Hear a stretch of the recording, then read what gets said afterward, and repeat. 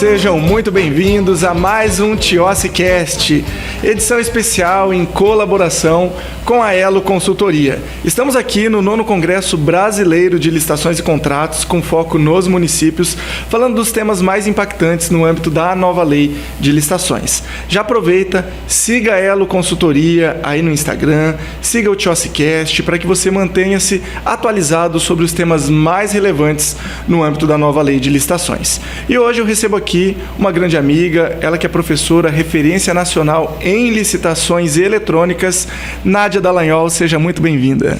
Muito obrigada, Tiossi. Um prazer imenso estar aqui contigo hoje para tratarmos sobre licitações e contratos, ainda mais em um evento em municípios, né? E agradeço já a Elo Consultoria pela oportunidade de estar aqui para a gente falar sobre licitações e agora, nesse momento, tratar sobre alguns assuntos específicos de licitações e contratos. Veja só, Nádia, a nova lei de licitações ela vem tirando o sono de muita gente. Eu vejo que é um grande desafio implementar uma lei com 194 artigos. É necessário que nós tenhamos uma análise sistêmica, que consigamos encaixar cada uma dessas peças desse grande quebra-cabeça para que, de fato, o interesse público seja satisfeito. Nós temos a etapa preparatória, a fase de seleção do fornecedor, a fase de fiscalização e gestão de contratos, mas hoje eu quero ouvir você falando um pouquinho sobre a fase de habilitação. Como que a administração pública consegue filtrar bons licitantes através dos requisitos de habilitação previstos na 14133? Maravilha. Inclusive, falando sobre a questão da licitação, ela ter 3 fases, né, que inicia com a fase preparatória, seguindo para a seleção, indo para a gestão e fiscalização de contratos. Primeiro é bom a gente mencionar que é necessário que as 3 fases andem em conjunto, né? Hoje não tem como nós exigirmos algo lá na fiscalização, na gestão do contrato, sem que isso seja pensado no planejamento. E é o que a gente tem tido dificuldades hoje. Eu vejo que principalmente os servidores, eles têm de fato tratado que a maior dificuldade deles é o planejamento. E nesse ponto, o processo de habilitação, que inclusive está na seleção do fornecedor, ele precisa de fato ser pensado ainda na fase preparatória. Até porque é na fase preparatória que nós determinamos quais serão os documentos a serem exigidos na fase de seleção do fornecedor para fins de habilitação de uma empresa, né? E as dificuldades, elas têm sido frequentes e dúvidas, inclusive, principalmente porque muitos entendem que a documentação de habilitação ela deve ser exigida como um todo, tal qual está na Lei 14.133 e ela ser exigida em todos os processos licitatórios e inclusive nas contratações diretas, né? Creio que você também, participando de algumas contratações diretas, até para fins de ministrar cursos e palestras, né, recebe a solicitação de exigências e documentos de habilitação para serem apresentados para fins de contratação para uma inexigibilidade. Isso é bem comum, inclusive o meu comercial muitas vezes fala, mas Tiossi, eles estão exigindo essa certidão, esse documento, não tem necessidade. Eu falo, cuidado, não vamos nos indispor nesse momento. Deixa a contratação ser efetivada, depois na capacitação a gente explica que menos é mais. O rol que consta na lei é um rol exemplificativo que está ali. O legislador trouxe as possibilidades e diante do caso concreto, vem o gestor público e escolhe aqueles requisitos que fazem sentido com a natureza do objeto. Então não é um rol máximo, né? É um rol taxativo, na verdade, são as exigências máximas que podem ser exigidas, mas não significa que nós vamos exigir todas. Daí eu até brinco, né? Cuidado, eles não sabem o que fazem, vamos aguardar um pouquinho. Inclusive, eu tive inúmeras solicitações de exigência para fins de uma contratação no processo de inexigibilidade dos 2 últimos balanços patrimoniais, inclusive com declaração assinada pelo contador em relação aos índices, né? Então, a gente observa que ainda há um desconhecimento muito grande por parte de quem está fazendo essas exigências, e eu vejo que um pouco isso se justifica pelo medo que a administração tem de fazer uma má seleção de fornecedor. Ou seja, da empresa ao final não conseguir de fato cumprir com aquele contrato. Então eu acho que criou-se uma ilusão de que quanto mais documentos de habilitação nós exigirmos, melhores serão os fornecedores. Contudo, hoje, as empresas não é difícil elas de fato terem em mãos um atestado de capacidade técnica ou até mesmo uma qualificação econômico-financeira. Ocorre que o problema que eu vejo é que muitas vezes isso só atrasa o processo. Lembro quando pregoeira, que atuei por muitos anos como pregoeira, e na época da 8666, da 10520, onde nós tínhamos inclusive uma regra de exigência de documentos habilitatórios distinto do que é hoje, ou seja, no decreto de 2024 nós tínhamos a necessidade de que as empresas apresentassem os documentos de habilitação antes de participar da licitação. A nova lei de licitações já muda essa regra, artigo 62 da lei trata não, vai ser exigido apenas a documentação do vencedor. E o que nós observamos tinha lá o formalismo moderado de você inabilitar uma empresa pela não apresentação do documento, mas o que eu me lembro muito foi de inabilitar empresas por documentos que hoje eu paro para analisar e falo qual era a real necessidade dele, Como, por exemplo, uma certidão da junta comercial ou até mesmo uma certidão de falência, Sendo que não haveria a real necessidade, então eu penso quantas empresas eu inabilitei e o quanto eu acabei pagando mais caro por alguns produtos ou serviços. Então hoje, até estudando, analisando e verificando a consequência disso tudo, a gente vê que de fato tem que ser pensado mais no planejamento o que se exigir. Algo que a própria Constituição Federal, no artigo 37, inciso 21, dispõe que a qualificação técnica e econômica só deve ser exigida quando for indispensável a garantia do cumprimento das obrigações. Então, será que de fato toda aquela documentação de qualificação técnica e de qualificação econômico-financeira deve ser exigido em todo o processo licitatório? Será que realmente eu preciso, para comprar copo, para comprar um computador, para comprar uma mesa, para um serviço de baixa complexidade, eu preciso de fato ter essa exigência? Eu acho que a gente precisa realmente parar para analisar tudo isso e fazer com que os nossos processos sejam mais céleres, Então, claro, obviamente que a gente quer selecionar a melhor empresa, mas eu vejo que nós temos outras formas hoje de conseguir fazer com que a empresa que vai ser a detentora daquele contrato, daquela ata de registro de empresa, seja uma boa empresa. Isso pensando, de fato, numa boa descrição do objeto, numa eventual exigência de garantia de proposta, Tem outras questões, até implantação de uma pré-qualificação, tanto para bens, como também, eventualmente, para até documentos, Então, a gente tem outras ferramentas. Acontece que a gente vive com pressa, Então, a administração vive com pressa, vive atrasado nos processos, o planejamento não existe. Então, é mais fácil simplesmente fazer o tal do Ctrl+C e Ctrl+V, Copiar o que foi feito no ano anterior, colar, pegar o que está na lei e não analisar de fato. Hoje, até mesmo as minutas da própria AGU, da Advocacia Geral da União, que, querendo ou não, são minutas hoje que, para municípios, eles podem utilizar? Podem, mas é interessante que faça algumas adaptações.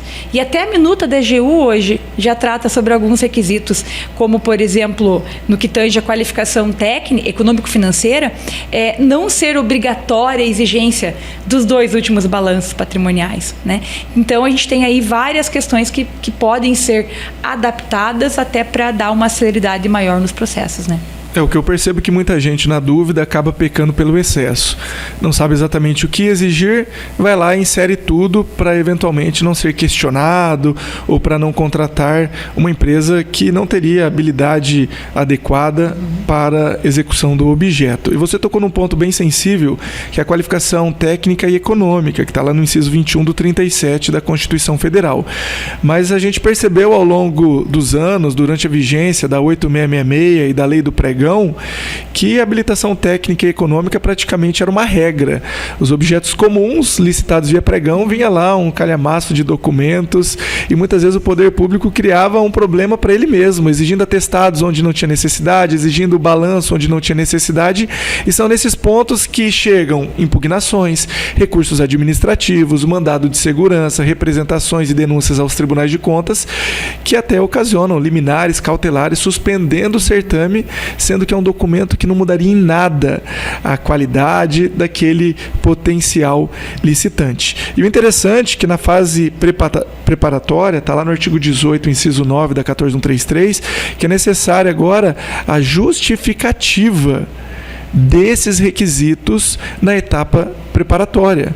Ou seja, o edital apenas contemplará qualquer habilitação técnica, por exemplo, um registro no CREA, no CAL, um atestado de capacidade técnica, exigências de acervos ou balanço e falência, caso na fase interna tenham sido apresentadas as justificativas.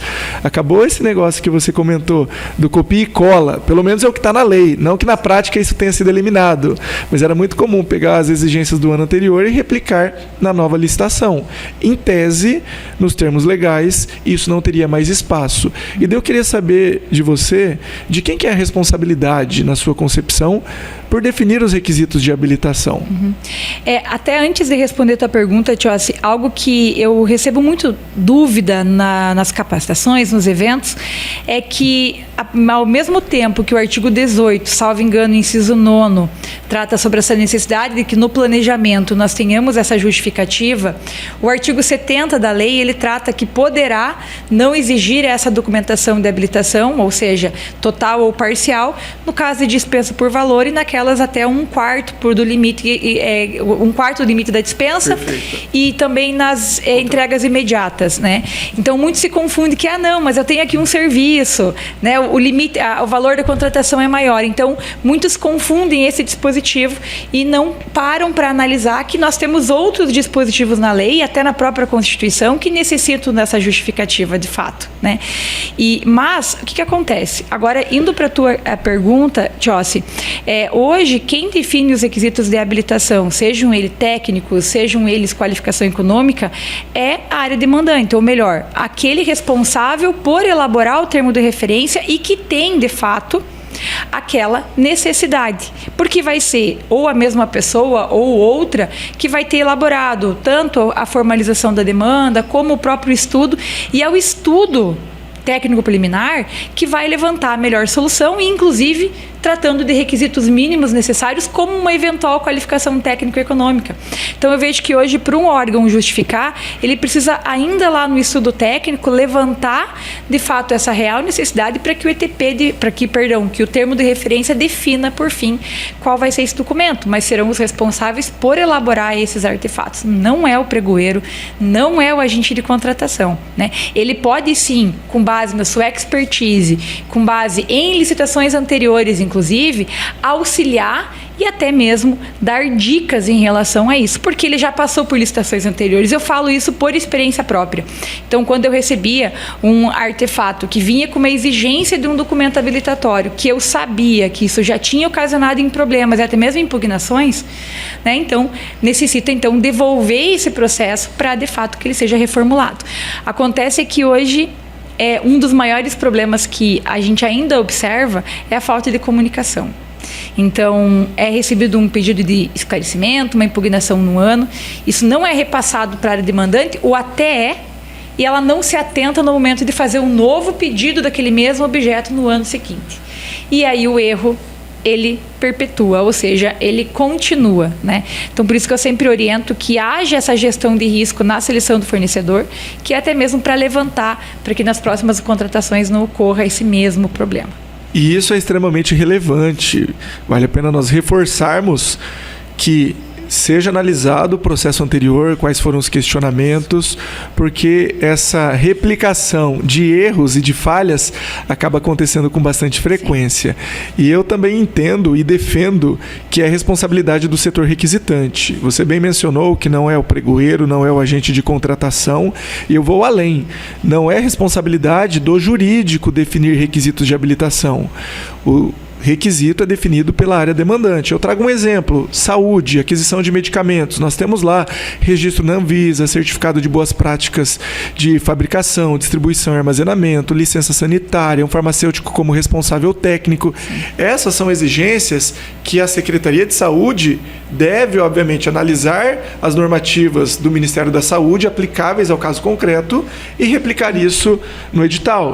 Mas na prática a gente observa o servidor responsável pela elaboração do edital, pegando o edital do ano anterior e replicando, e muitas vezes tais exigências já foram até revogadas, aquelas normativas já não estão mais vigentes. Então vale a pena o reforço. E até é bom, você levantou algo muito importante. Nós temos hoje alguns documentos que são exigidos durante o processo de habilitação e outros que são exigidos durante o julgamento de proposta. E muitas vezes isso é confundido no momento da elaboração de um termo de referência. Tá? Então, por exemplo, o próprio medicamento que você pontuou, Tiossi, hoje nós temos o registro da Anvisa do medicamento. Ele não é um registro da Anvisa da empresa. Então, isso deve ser exigido para fins de julgamento de proposta. Agora, a empresa ter o registro de um farmacêutico já seria um registro em relação à empresa, ou até mesmo a autorização de funcionamento, né, a AF. Isso também vai ser um requisito em lei especial para fins de habilitação. Então, essa é uma atenção que hoje a gente percebe muito. Inclusive, teve um julgado recente do Tribunal de Contas da União que tratou que laudos, certificados e documentos relacionados ao aceite de proposta não devem estar no termo de referência e depois no edital como requisito de habilitação. Né? Então, a lei ela deixa muito claro sobre quais são os possíveis requisitos de habilitação que estão lá do artigo 62 a 70. E, no mais, tem que ter esse cuidado para fins de aceite de proposta e para fins de requisitos de habilitação. E a gente vê isso acontecendo com muita frequência, essa confusão. Tá. Então é sempre bom a gente lembrar isso, né, para que eles tomem cuidado no momento da definição, e é algo que o próprio pregoeiro, o próprio agente de contratação, quando recebe esses documentos para elaborar edital, porque a gente sabe, né, Tiossi, que na grande maioria das vezes, mesmo não sendo uma função do pregoeiro, acaba sendo ele quem elabora o edital, até porque nós não temos servidores, muitas vezes, suficientes para que apenas um elabore esse documento. Então eles tem que ter esse conhecimento para até mesmo devolver o processo para uma correção e separação do momento da exigência de cada um deles, né? E foi bom que você tocou nesse tema, porque existe requisito de habilitação, existem documentos que são enviados junto com a proposta, e existem documentos para fins de contratação. Então são 3 momentos em que o poder público pode exigir documentos. O que nós precisamos nos atentar, até o tema central desse nosso podcast, é quais requisitos são de fato de habilitação, porque é o rol que está na lei. Sim. Mas existem outros complementares, tanto em relação à proposta, quanto em relação à contratação. E a gente percebe que na prática, muitas vezes são solicitados documentos pertinentes com objeto, mas no momento inoportuno, que acaba muitas vezes gerando, né, problemas no julgamento do certame. É porque se isso não é observado antes e é feita uma eventual impugnação, acaba virando um problema lá para o recurso. E o que pode até causar nulidade do processo, a depender da situação, né? Então, hoje, um exemplo que é muito comum é a questão de contratação de serviço de transporte escolar, né?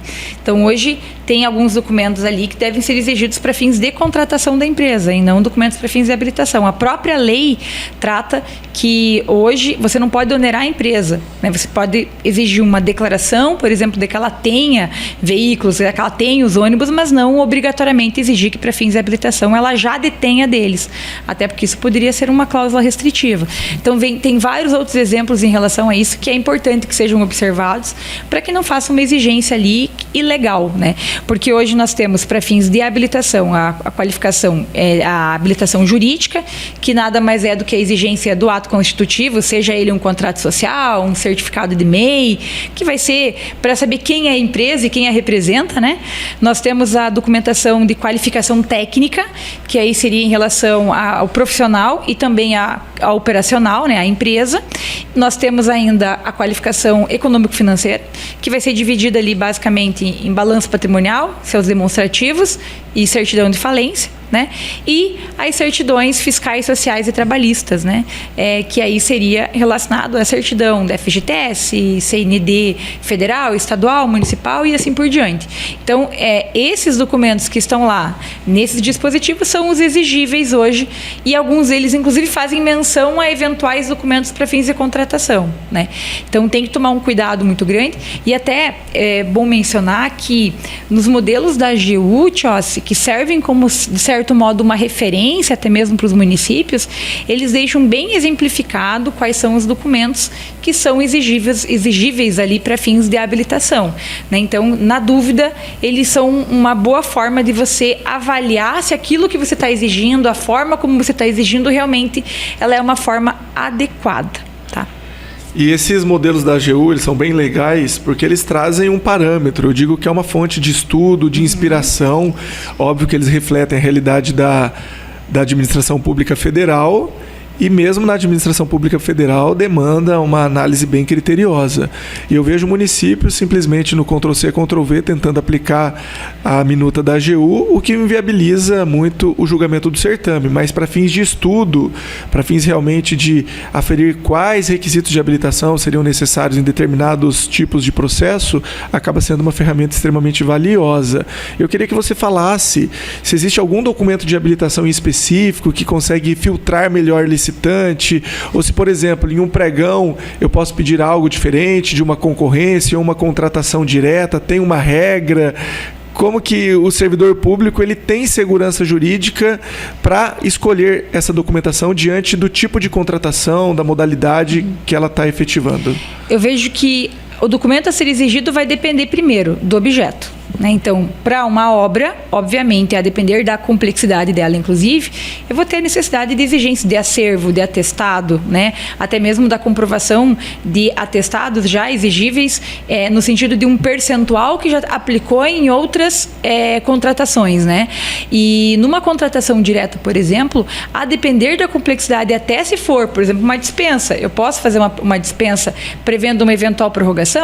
Posso, né? Mas nesse caso eu vou ter que prever, inclusive, a depender do objeto ali, até exigir, sim, uma qualificação econômico-financeira, por exemplo, né? Agora, não tem como particularmente definir especificamente que todo pregão eu devo exigir sempre o atestado ou nunca exigir o atestado. Até porque hoje a própria lei ela limita a exigência de atestados e capacidade técnica para fornecimento. Então, a lei não fala. Se a gente dá uma olhada lá, se não me engano, é o artigo 67, inciso 2º, salvo engano. Ele fala que a certidão, o atestado pode ser exigido para serviços, não para fornecimento, né? Então, como que eu posso exigir hoje um atestado para fornecimento? Vai ter que ter uma justificativa ainda maior, porque a própria lei exige uma justificativa para a exigência de um atestado, e ela exige uma justificativa ainda maior para quando for para fornecimento, porque não está descrito na lei. E hoje, como que se justifica isso? Eu entendo que você pode justificar pelo próprio artigo 37, né, inciso 21, que é quando for estritamente necessário, até com base em experiências anteriores ou até mesmo pela complexidade daquela aquisição, porque a gente está falando de um fornecimento. Então, é possível? Eu vejo que sim, mas tem que tomar um cuidado muito grande. E aí tem um ponto, se a gente olha o modelo da AGU, está lá para fornecimento. Então, muita gente fala, não, Nádia, mas está lá, está sendo possível a exigência. Sim, mas isso não significa que por estar lá eu possa exigir em toda e qualquer licitação, né? Então, eu vejo que vai depender muito do objeto, Joyce. Então, hoje é difícil você definir, né? O que a gente tem que pensar hoje, as empresas, é muito fácil para elas participarem de licitação, né? No próprio governo federal, a gente tem um aplicativo do Compras.gov em que elas fazem o SICAF em segundos. Então, elas podem... E por que eu estou falando do SICAF até? É bom mencionar que para qualquer empresa participar de uma licitação através do portal de compras do governo federal, que é o Compras.gov.br, ele precisa, como porta de entrada, fazer o cadastro no SICAF. Tá? Então, ele não vai conseguir participar de uma dispensa eletrônica, de um pregão, de uma concorrência sem ter. E o SICAF, ele é hoje um registro cadastral, né? Então, as empresas elas vão lá, colocam a documentação dela, tanto a credenciamento, que seria nada mais que o próprio cartão CNPJ da empresa, a habilitação jurídica, técnica, fiscal, social e trabalhista, enfim, toda a documentação o SICAF comporta hoje. E as empresas, ao colocar a documentação lá, é bom também destacar que elas precisam manter isso atualizado, né? E, de todo modo, hoje é possível que elas baixem o aplicativo do Compras.gov, em 2 cliques elas fazem o SICAF. Basta elas acessar com o Gov. Tá? Com isso, elas já podem cadastrar uma proposta no sistema. E o que nós temos muita empresa consegue participar das licitações. né? Então, há ali hoje um crescimento muito grande, porque querendo ou não, licitação pública, sim, dá dinheiro, as empresas conseguem ter um grande lucro. Acontece que, pelo fato de nós termos muitas empresas participando, a gente precisa se precaver como administração pública para que a gente possa fazer a seleção das melhores possíveis. Então, hoje, empresa que não cumpre tem que abrir processo sancionatório. Se você não penaliza, ela vai participar de novo, né? Outra coisa, tem que se pensar no objeto. E ao mesmo tempo que se pensa no objeto, tem que se avaliar o histórico das contratações anteriores, até mesmo para verificar quais foram as dificuldades e, se for o caso, fazer uma exigência, até mesmo de uma qualificação econômico-financeira ou técnica. Mas aí você vai ter, ao fazer essa análise, embasamento para poder justificar uma determinada exigência, né? Então, seria mais ou menos isso. São várias reflexões na sua fala. Várias reflexões, Daria para fazermos um curso aqui de 16 horas com todo um detalhamento sobre os pontos que você mencionou. Exatamente. Mas eu faço questão de reforçar a sua fala sobre a não obrigatoriedade de atestados de capacidade técnica para todo e qualquer objeto. Sim. É importante que o servidor público ele saiba qual que é o papel de cada uma dessas exigências. Por exemplo, o atestado de capacidade técnica, ele tem qual objetivo? O objetivo é comprovar experiência pretérita, que a empresa já executou aquele objeto em outras situações e, por conta disso, a chance dela manter a excelência é maior do que se ela não tivesse experiência anterior. Mas a gente se depara com pregões cujo objeto se enquadra bem ao serviço comum, exigências de atestado de capacidade técnica para papel A4, para papel higiênico, para cafezinho e até mesmo para uma frota de veículos. Por exemplo, o poder público vai comprar 5 veículos no total de R$500 mil. Qual a necessidade de exigir atestado de capacidade técnica para que a concessionária afirme que ela fornece um veículo? Qual a necessidade de atestado de capacidade técnica para material de expediente? Como você bem disse, é muito fácil abrir uma empresa hoje no Brasil. Do dia para a noite, a gente constitui um CNPJ. E veja, eu posso ter parcerias com empresas, constituir meu CNPJ do dia para a noite, ter um bom distribuidor e vender os mais variados objetos, materiais de consumo para a administração, sem que eu tenha experiência. Agora, como você bem disse, se nós pegarmos a literalidade da lei, seria apenas para serviços e obras. O fornecimento estaria afastado. Mas vamos imaginar uma UTI móvel. A gente não compra uma ambulância, uma UTI móvel, um veículo do SAMU, que já vem pronto da fábrica, é necessária adaptação. Nesse caso em específico, é um fornecimento, mas existem inúmeras diretrizes, técnicas e normas que precisam ser observadas, de modo que é um objeto que demanda um atestado de capacidade técnica. Né? Então é essa análise que o servidor público ele precisa realizar diante da natureza do objeto, para que não sejam exigidos documentos que não guardem pertinência, fica aquele processo pesado, moroso, burocrático e que não agrega absolutamente nada. E o que eu observo também é que nós, como servidora, nós recebíamos inúmeros pedidos de emissão de atestado de capacidade técnica. A questão é, será que realmente era aferido se a empresa tinha cumprido integralmente com prazo de entrega, com condições de entregas e assim por diante, para entregar, para apresentar um atestado, ceder, né, um atestado de capacidade técnica? Isso era um ponto que eu sempre batia na tecla. Outra questão é, muita empresa aceitou contratos, muitas vezes até tendo certo prejuízo, só para ter um atestado de capacidade técnica. Por quê? Para poder participar de uma licitação. Então, será que ele realmente prestou aquele serviço anterior com excelência? Né? Porque ele só queria um atestado de capacidade técnica. Isso a gente escutava muito. Né? Diminuiu um pouco? Diminuiu. Por isso que eu vejo que muitas vezes a exigência dele, de fato, não vai ser algo necessário. Eu, Tchossi, peguei atestado falso.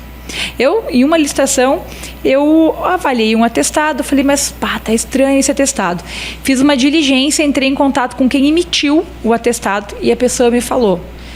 Na verdade foi o contrário. Eu entrei em contato com o órgão e pedi o contrato social, o contrato de prestação de serviços. E a licitação falou, mas eu não tenho um contrato com essa empresa.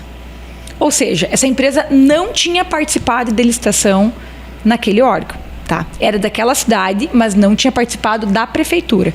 Aí, como tinha o telefone não, mas tinha o nome de uma pessoa que assinou o contrato, eu entrei em contato com essa pessoa.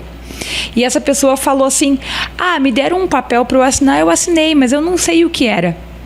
Então, assim, foi um atestado falso emitido pela própria secretaria da cidade da empresa, em que o próprio secretário que assinou não sabia o que estava assinando. Então, se eu não fizesse uma diligência, não teria observado que realmente foi um atestado falso. Isso é crime? Sim. Isso pode... a empresa penaliza por isso? Sim. Mas é uma questão do quê, Tiossi? Hoje, essas exigências e documentos, elas são, de fato, necessárias em alguns casos, mas não sempre, né? Então, a gente tem que fazer essas avaliações e ter essas cautelas para que... E outra coisa, exigiu, tem que cuidar com a diligência também, né? Será que realmente ele é verdadeiro? Então, não dá para hoje nós exigirmos um atestado e exigir já a comprovação do nota fiscal em edital. Isso o Tribunal de Contas da União já decidiu. Mas a diligência posterior, ela não apenas é possível como necessária. E veja, Nádia, novamente você toca em um ponto que faz toda a diferença, que é realmente avaliar se aquele documento é necessário, aferir a autenticidade dele, porque fraudes e adulterações são constantes e tudo isso é crime. Isso está lá na legislação como infrações. Sim. E daí nós temos as mais variadas sanções. Mas o que a gente acaba detectando com muita frequência é o não atendimento de requisitos básicos de habilitação. E eu vejo que hoje a maior responsável pela picaretagem, pelos pseudo-licitantes participarem de certames, é a própria administração pública. Porque empresas que não cumprem os requisitos vão lá, estragam a licitação, o poder público simplesmente inabilita e no ano que vem ela está lá novamente. Exato. Veja só, um dos requisitos é apresentar a declaração que cumpre os requisitos de habilitação. Lá na lei do pregão era obrigatório, na 14133 consta como facultativo, porque está poderá, mas eu sempre indico para os servidores públicos exigirem. E qual que é a importância desse documento?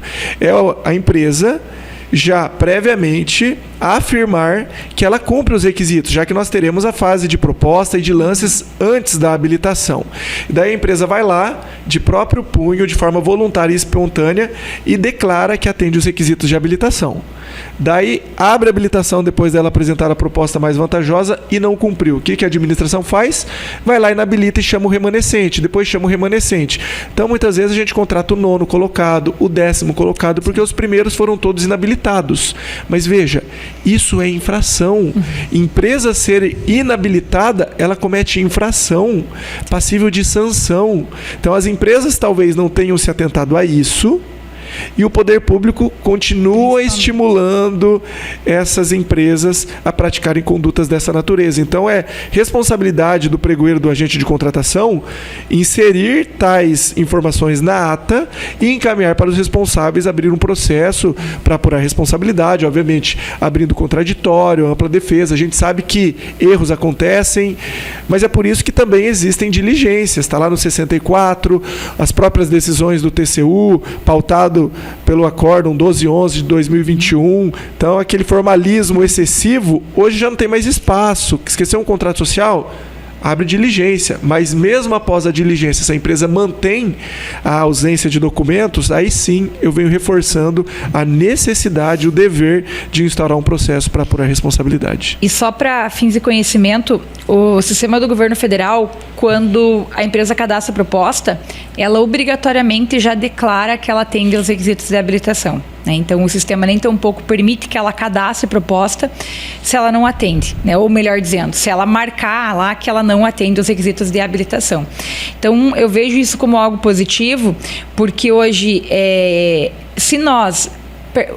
É positivo, mas ao mesmo tempo o que acontece? O que a gente sente as administrações não estão preparadas para aplicar sanção para as empresas. né? Então, é mais fácil você fazer exatamente aquilo que você falou, Tiossi, de simplesmente inabilitar a empresa e seguir a vida, convocar o subsequente e assim por diante, do que aplicar um processo sancionatório. O que, para mim, é um dos maiores erros. Eu sempre falo, a forma de nós educarmos os licitantes é aplicando sanção. Que seja ali, não digo nem um impedimento de licitar e contratar, mas ou que seja de 1, 2, 3 meses, pelo menos para que a gente possa, de fato, fazer com que as empresas entendam, não, aquele órgão não é uma terra sem lei. O problema é que isso que acontece muito, né? Eles entendem que se aquele município, se aquele órgão não aplica a sanção, é uma terra sem lei. E há uma diferença que eu percebo muito grande entre alguns órgãos federais e outros municipais. Sabe por quê? Porque tem muito órgão hoje, eu digo não só federal, mas órgãos que já estão com estrutura maior. É que aqueles que penalizam, as empresas que participam, elas costumam ser mais cautelosas, porque ela sabe, né? Lá no meu município mesmo, nós tínhamos o Exército, né, o Exército. E lá se nós abríamos o SICAF, eu cansei de ver aplicado pequenas suspensões na 8666 para as empresas pelo simples fato deles não enviarem a proposta a ser solicitada. Não enviava a proposta, tinha lá uma ocorrência no SICAF registrada por eles. Aí agora você olha os demais órgãos. Será que realmente isso é feito? Né? Então, a diferença de empresas que participam lá, eles não querem ter ocorrências registradas lá no SICAF. Então, eles costumam o quê? De fato, ter uma cautela maior, porque eles não querem sofrer esse tipo de penalização, né? Agora, órgão que não penaliza, infelizmente, vai se tornar aos poucos uma terra sem lei mesmo. As sanções, para mim, ela tem uma função pedagógica extremamente relevante. Porque a partir do momento em que o poder público se posiciona sobre determinadas condutas, faz com que empresas olhem aquilo ali como um exemplo. Sim. Veja, o meu concorrente praticou aquela conduta e foi penalizado. Então vamos avaliar se realmente vale a pena a gente participar naquele certame. Então acaba servindo como um bom filtro. Né? Qual que seria um filtro para bons licitantes? Aplicar processos sancionadores, de responsabilização. Ninguém está defendendo aqui a caça às bruxas, longe disso, mas respeitando as garantias constitucionais do devido processo legal, porque isso aumenta a isonomia, isso aumenta a qualidade dos licitantes, isso afeta a disputa, porque necessariamente vai eliminar as empresas que não participavam da licitação. E eu queria saber de você, além desse filtro que nós compartilhamos agora, de um processo sancionador, qual outro filtro seria necessário, que você entende como pertinente, que o poder público pode adotar para bons licitantes? Olha, hoje a Lei 14.133, ela tem vários dispositivos que inclusive são discricionários, obviamente. A própria lei, ela trata lá no artigo 5º sobre os princípios, e um deles é a motivação, né? Mas nós temos hipóteses hoje de indicação de marca, indicação de marca e modelo, que é uma forma, por exemplo. Só que com isso seria importante até mesmo ser feita uma pré-qualificação para que sejam já, a depender do objeto, já pré-qualificados e inclusive já ter ali marcas e modelos para servir pelo menos como referência, né? O que faz, e eu vejo que na prática isso, se induz muito licitante no momento, né? Então ali não seria só de filtrar o fornecedor, e sim a qualidade do produto. Mas ao mesmo tempo isso também filtra fornecedor, porque bons fornecedores, eles não fornecem produtos ruins. Sim. Ou, pelo menos, são de melhor qualidade. Porque fornecedor que está só visando lucro, de fato, ele vai querer ter o maior lucro cotando o pior dos produtos possíveis, né? Então, ali é um filtro. A gente tem a garantia de proposta, que é dita, só que eu tenho um pouco de receio em relação à garantia de proposta. Eu acho que é um ato discricionário, mas para mim tem que ser justificado, porque ao mesmo tempo que é algo que filtra, porque vai forçar, de certo modo, a empresa a parar seu tempo antes da licitação, ir lá fazer que seja um seguro garantia. Isso vai ter um custo para ela? Vai. Isso vai tomar o tempo dela? Vai. Contudo, não dá para exigir para tudo. Tem objetos que realmente isso seria, de certo modo, restritivo. Então, é uma forma de filtrar? Mas tem que ter a sua cautela, porque, inclusive, já vi licitações exigindo garantia, porque os fornecedores ainda não estão 100% preparados para isso, né? Em que tinham lá, estava sendo chamado 12º, porque todos até o 11º ninguém tinha feito a garantia, né? Então, claro, isso ajuda a filtrar? Ali não, porque eu estou pagando mais caro por algo. Tá? Então, por isso que tem que ter essa cautela. Então, vejo que essas ferramentas, né, assim como a própria pré-qualificação, como eu disse, são ferramentas possíveis para a gente fazer esse filtro. E, obviamente, estudar o objeto, né, avaliar quais são, até a questão de como vai ser feita a forma, local de entrega, cronograma, um registro de preços, colocar uma quantidade mínima para que as empresas já tenham noção.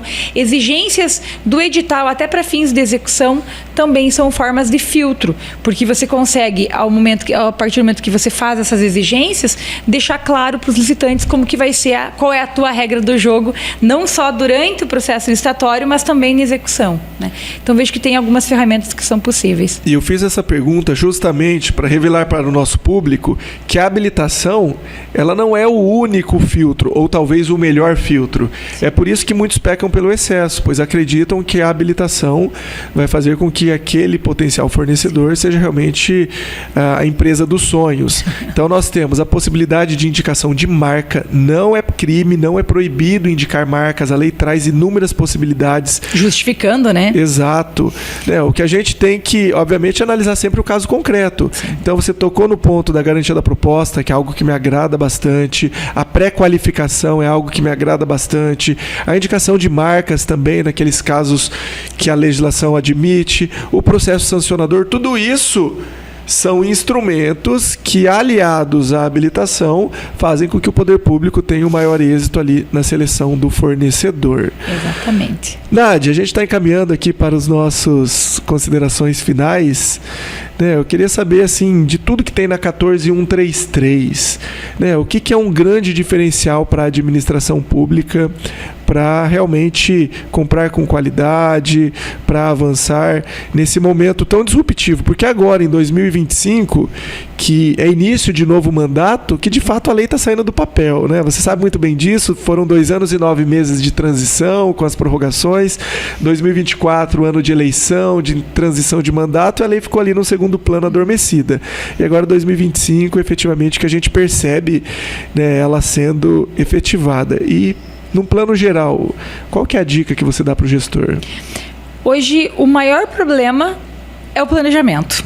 Então, eu vejo que nós, como servidores públicos, hoje eu não mais atuando, mas depois de ter atuado por muitos anos como servidora, eu vejo que nós temos uma ansiedade muito grande para resolver os nossos problemas.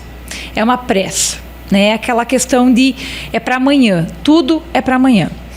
E quem é servidor do departamento de licitação, especificamente, sabe que a licitação sempre dá um jeito de fazer as coisas darem certo.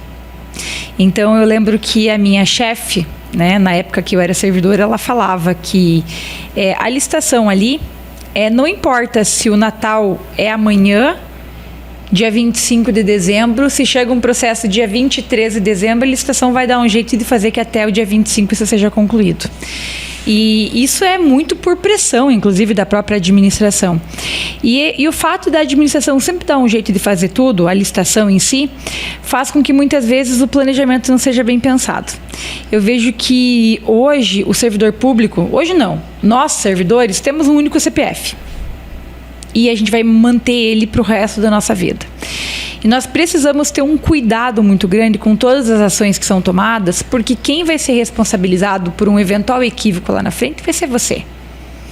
Claro, individualização da conduta, sim, mas há hoje muito servidor público, Tiossi, que dá o sangue para fazer as coisas acontecer e muitas vezes nem tão pouco dentro da legalidade, para que as coisas saiam dentro do prazo e da forma correta. Por quê? Não há o planejamento. Então, aos servidores públicos, principalmente do setor de licitações, o que a gente pede é se mantenham atualizados, estudem, assistam vídeos, sigam nós, né, Tiossi, no Instagram, que a gente está sempre colocando lá jurisprudência, não só a gente, mas vários outros professores, participem de cursos, de eventos.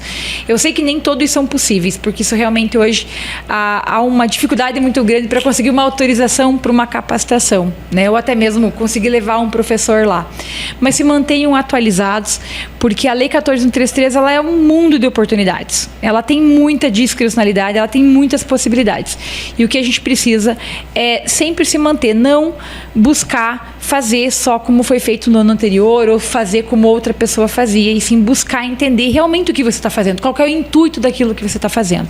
E quando você entende o intuito de elaboração de um artefato, quando você entende o intuito de elaboração de um edital, por exemplo, o edital hoje não é elaborado para a administração, ele é elaborado para o fornecedor, para ele entender, né?